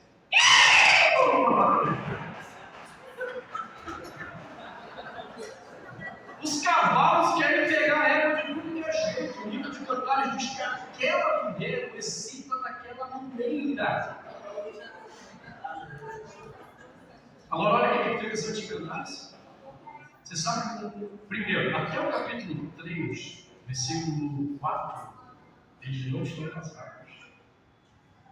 E o livro está nos mostrando como lidar com essas paixões para não pecarmos. Capítulo 3, versículo 5 até o final é o casamento deles. E no capítulo 4, eles começam a praticar o ato sexual. O que é interessante? Porque no livro de Cantares, a resposta dele é uma resposta a Salomão. O livro não é de Salomão, que é outra coisa doida que eu traduzo errado. A expressão Shir Hashirim Le Shirimot. Le Shirimot, Le é uma preposição hebraica que não significa de Salomão, mas para Salomão, contra Salomão. Salomão era um promíscuo de Israel. 700 mulheres, 300 concubinas, o miserável ainda tinha amante. E o livro de Cantares é para mostrar que o comportamento de Salomão era totalmente estúpido aos olhos de Deus. Por quê? Você só vai alcançar plenitude sexual segundo o modelo de Deus quando você for capaz de desenvolver isso com uma única pessoa e não com várias pessoas. O livro de Cantares vai mostrar que a vida sexual alcança a plenitude num relacionamento de fidelidade entre um único homem e uma única mulher. E quando você envolve muitas outras pessoas na sua vida sexual, você apenas vai esvaindo o poder espiritual da vida sexual. E qual é a grande questão de Cantares? É que absolutamente todo o ato sexual, a partir do capítulo 4, olha que interessante, segue a liturgia judaica de adoração. Indicando que o sexo tem como objetivo a glória de Deus. Mas como nós não estamos nem aí para Deus, nós levantamos falsos deuses. Falsos deuses que denigrem até a imagem do outro. Há homens crentes, pervertidos, que só conseguem ter alguma excitação se a sua esposa se fantasiar de enfermeira, professora. Então, você não está fazendo sexo com a tua mulher, está fazendo sexo com uma prostituta que você colocou na tua mulher. Só conseguem ter excitação se a mulher se vestir de uma prostituta na hora do sexo. E você não percebe que isso são deuses controladores do teu comportamento e não Deus verdadeiro, que quer que você corra. O problema é que isso hoje também está investindo, irmãos. Tem de mulher agora também querendo se vestir de inicial, de corpo. A cena mais ridícula de um casal que eu tive que acompanhar foi eles me falando sobre esse mundo de fantasia que eles criaram, em que eles decidiram um dia se fantasiar de Batman e Batgirl. Ainda bem que era Batman e Robin. Batman e Batgirl. E aí, para apimentar a relação, ele decidiu subir num lugar no quarto lá para pular na cama como se fosse o Batman salvando a Batgirl. Quando ele pulou, ele quebrou a cama. E Deus acabou com a palhaçada disso. Eu acho que é muito pervertido. Agora, por quê? De acordo com esse texto, Deus falando, ele está dizendo: o que aconteceu com vocês? Vocês levantaram ídolos, falsos deuses dentro de vocês, para atenderem o quê? Os desejos de vocês. E por que a gente teve que levantar falsos deuses? Porque se eu olhar para o Deus verdadeiro, eu sei que eu estou em pecado. Eu sei que eu estou em pecado. Se eu ver uma outra coisa, eu vou falar, porque eu acho necessário, realmente, Deus tem me dado essa palavra às pessoas. Esses falsos deuses da vida sexual da igreja, por exemplo, tem muito casal praticando sexo anal. Deus não criou humanos com sexo. Anos, ele é agredido, ele é machucado. Ele não tem como revelar a glória de Deus.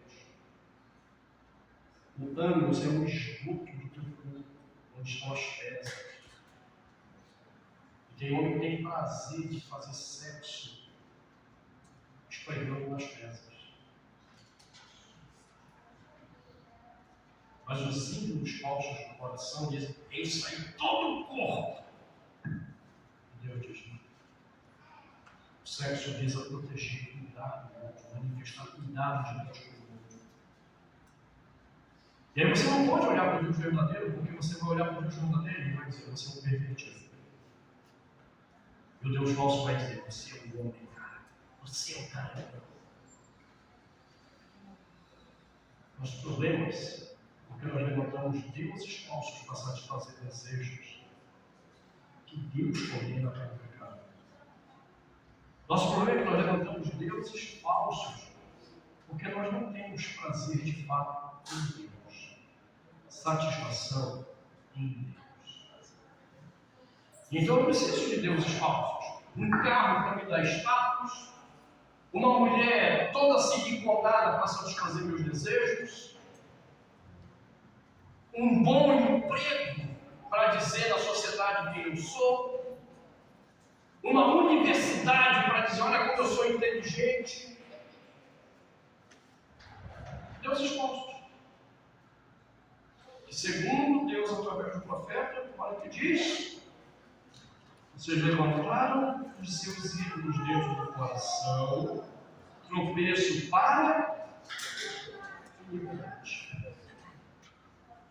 O que é que os seus ídolos fazem contigo?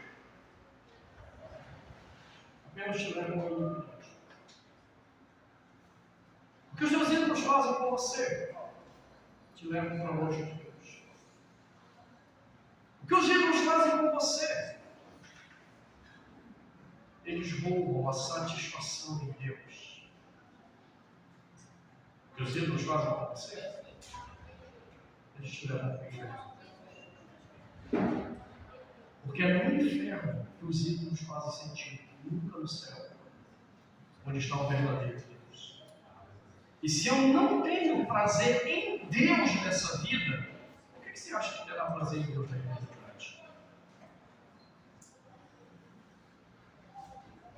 Se Deus não satisfaz você nessa vida, por que você acha que vai satisfazer na eternidade?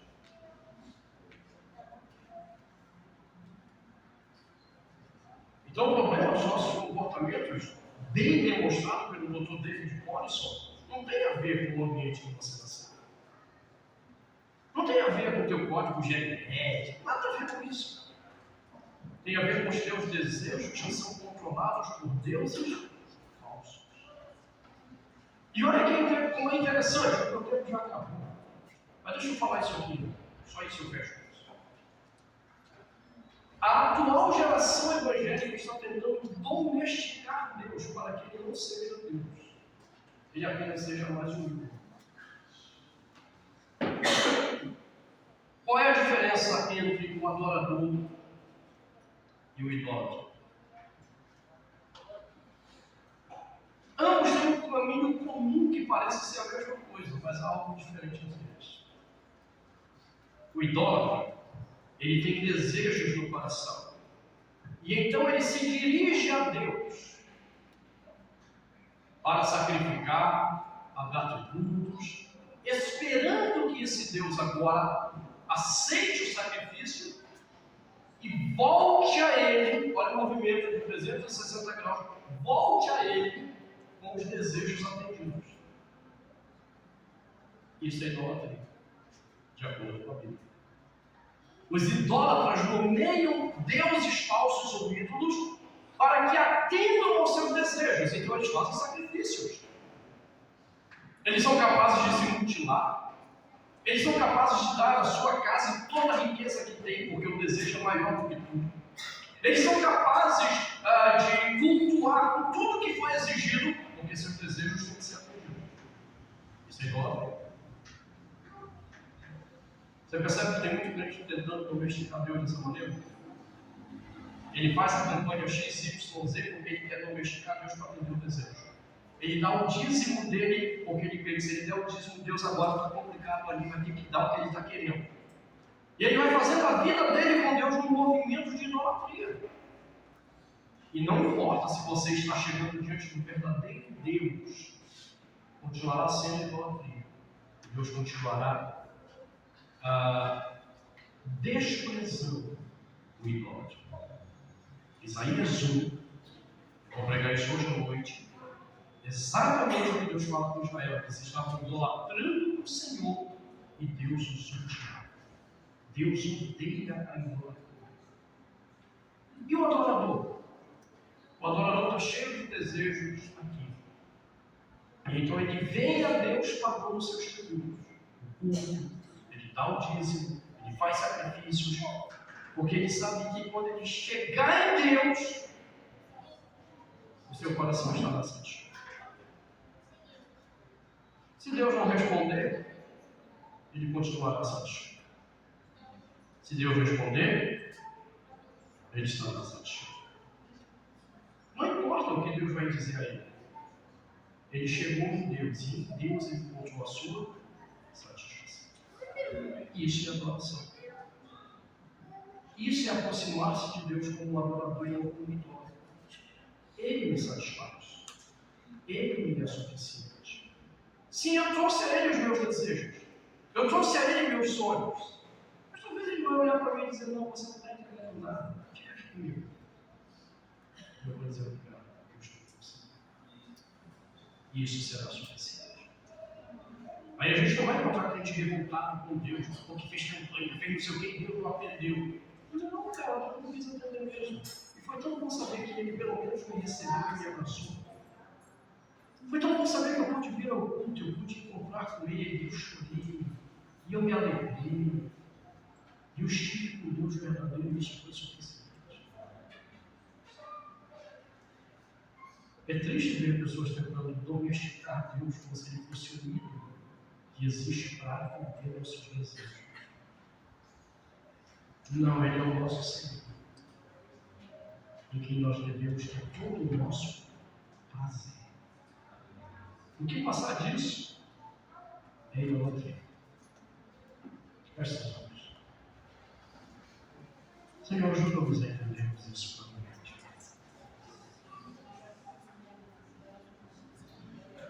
Ajuda-nos a fazermos um caminho de satisfação em Ti.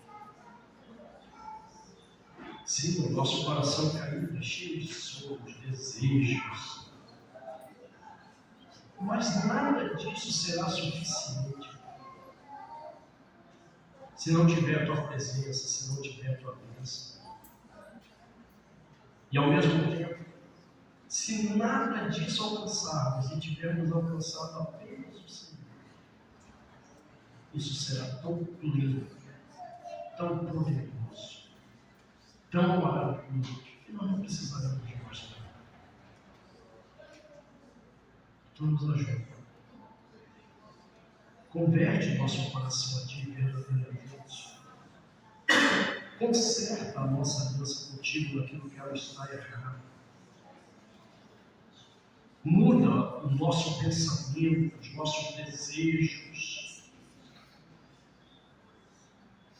para que tenhamos em Ti satisfação e bênção.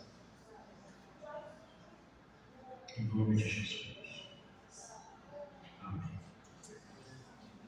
Deixa eu...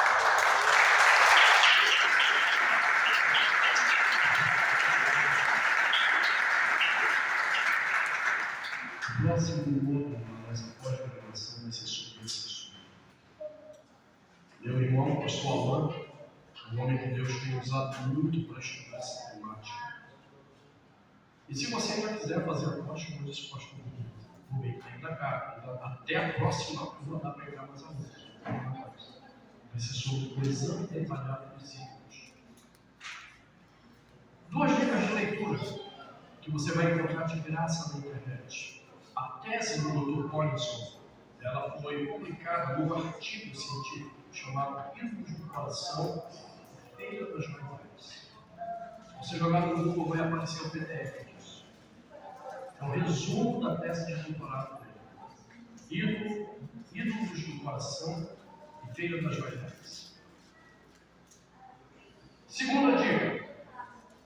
Plena Satisfação em Deus. É o nome de um outro livreto que a editora Fiel publicou e colocou gratuitamente também em PDF para quem quisesse, do John Piper.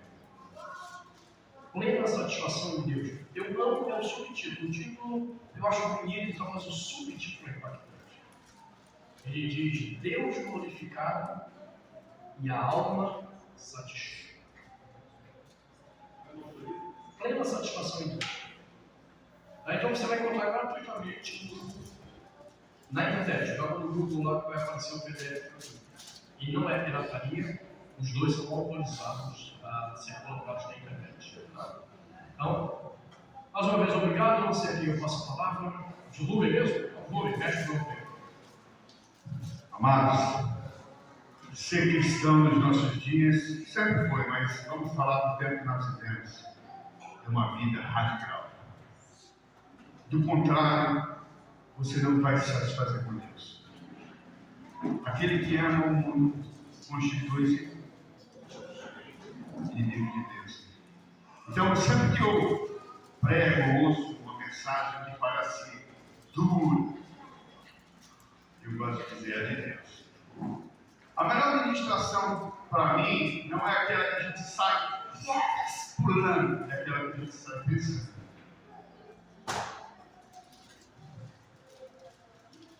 É aquela que mexe com os verdadeiros valores, os verdadeiros princípios cristãos. O pecado não pode ser um amigo. O amigo, a gente põe